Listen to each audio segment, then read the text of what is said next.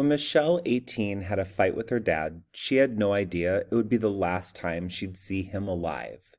It was 3:30 p.m. on a Sunday when Michelle, then 16, got the call. She'd been lounging around, watching TV at her home in South Plainfield, New Jersey. It was her cousin who worked at a nearby hospital. On the line, "I'm not sure," her cousin blurted out, "but I saw a guy who looked like your dad being brought into the emergency room." Shocked and confused, Michelle mumbled, "Thanks," hung up, and immediately told her mom, Jeanette. "It's not Daddy, right?" Michelle asked, panicking as her mom frantically dialed the hospital. But as soon as Jeanette got through, she was told that Chris Hardgrove, Michelle's 38-year-old dad, was in the hospital in the critical care unit in a coma. Daddy's girl. When Michelle was young, she was very close to her father. "I was the apple of my dad's eye," she says. He would build her doll houses, and they'd watch cartoons together, but her favorite pastime was simply hanging out and listening to her dad play the drums. "I'd squeeze inside the bass, and he'd bang away," she says. Then, in 2001, when Michelle was 15, her parents got divorced. Within a year, her dad moved in with his girlfriend. "She'd tried to start trouble between me and my dad," Michelle says. "She'd say things like, 'Your dad wants to disown you.' And for some reason, I believed her, so I was too scared to say anything back." One day in the summer of 2002, before Michelle's sophomore year of high school, she went to visit her dad. "He started throwing accusations at me," she says. "He said that he'd heard that I started smoking and doing drugs, but it wasn't true.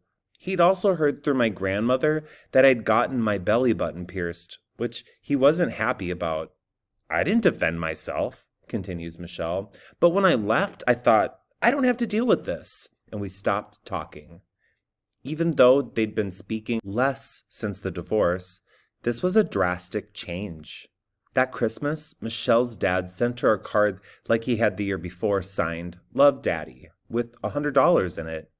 But this time she didn't call to thank him. "I was still angry," she says, "but he was still my dad. I assumed the fight would just fizzle, and we'd make up." Second chance? When Michelle found out that her dad was in the hospital, she hadn't spoken to him in a year. But right away, she and her mom, Jeanette, rushed down to see him at Somerset Medical Center. And holding Jeanette's hand, Michelle walked into her dad's room and burst into tears. She couldn't believe how pale and fragile he looked. Soon, a nurse came in and told them that his girlfriend had found him at home unconscious that morning. Paramedics were eventually able to resuscitate him, but he still wasn't breathing on his own. Doctors believed he'd had a massive heart attack. Michelle and her mom were speechless. "Chris had always been so healthy and strong," says Jeanette. "He was only 38. He'd never had any health problems." After the nurse left, Jeanette hugged Michelle tightly and said, "You need to make peace with your dad in case he doesn't pull through this. Do you want a few minutes alone with him?" Michelle hesitantly nodded. At first, Michelle stood a foot away from her dad's bed. "His breathing sounded so forced," Michelle says, but after a few minutes, she stepped closer and put her hand on top of his, hoping he'd squeeze back to let her know he was okay. But he didn't. "I had so many thoughts in my head that I couldn't get any words out," she says. "I felt so guilty for not having spoken to him before this. Now I was scared I'd never get the chance." At 11 that night, after they were back at home, Jeanette called the hospital to find out how Chris was doing.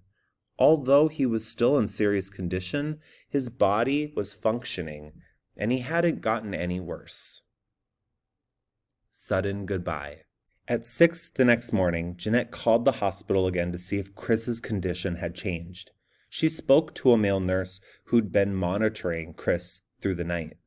"He went into cardiac arrest several times during the night," he said. "Should I come down?" Jeanette shrieked. "I probably would," he replied. Jeanette rushed there.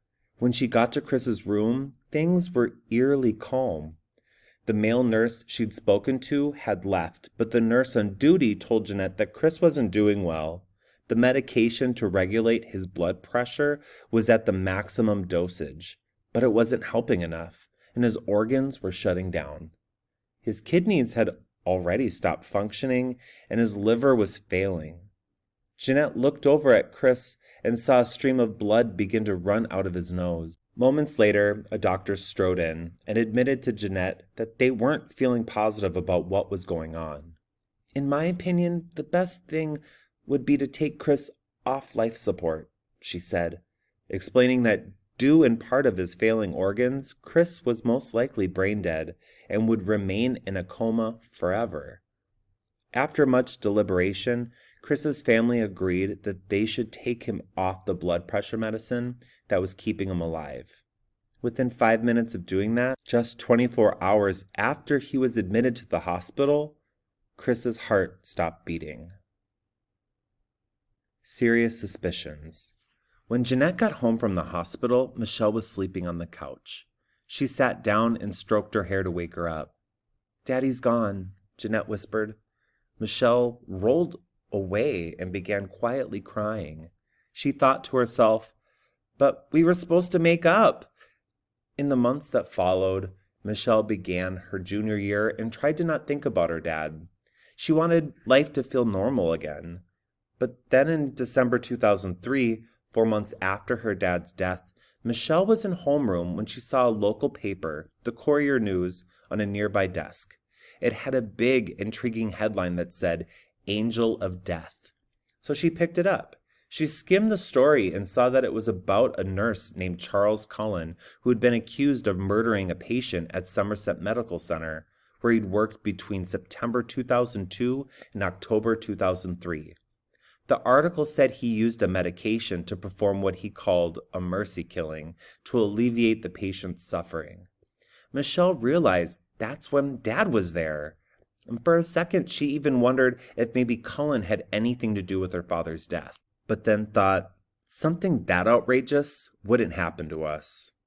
A few days later, Michelle was watching TV when another story about Cullen came on.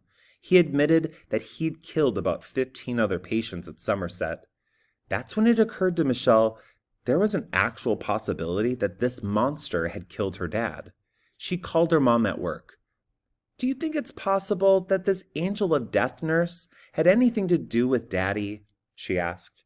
"Well," Jeanette said, "I've already called prosecutors with your father's information."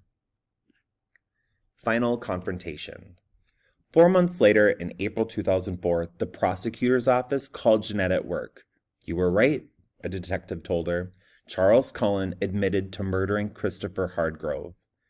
He then told her that Cullen would be appearing in court 2 days later to formally plead guilty to her ex-husband's murder, as well as to the murders of 13 other patients. The victims' families were allowed to attend. As soon as Jeanette got home from work, she told Michelle about the call. "We were right," she said. "The nurse said he was responsible for your dad's death." Michelle just looked at her mom in shock and asked, "Why did he choose Dad?" Jeanette could only shake her head in despair as she answered, "I don't know." At 10:30 a.m. on April 29th, Michelle, along with her mom, sister, and grandmother, sat anxiously in the front row of the packed courtroom in Somerville, New Jersey. A handcuffed Charles Cullen sat just 5 feet in front of them. "He didn't look like a murderer," says Michelle. "He had a Hawaiian shirt on." Michelle held on her mom's hand as she felt a growing nervousness inside.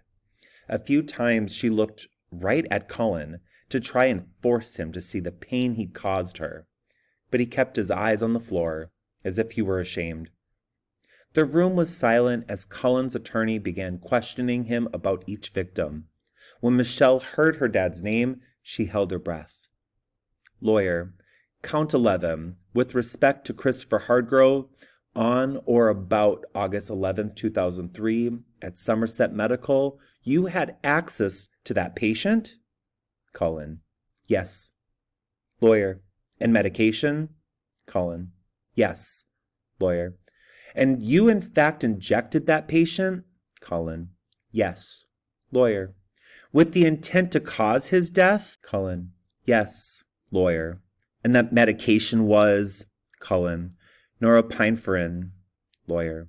And in fact, he did expire? Cullen. Yes. Then the trial moved on.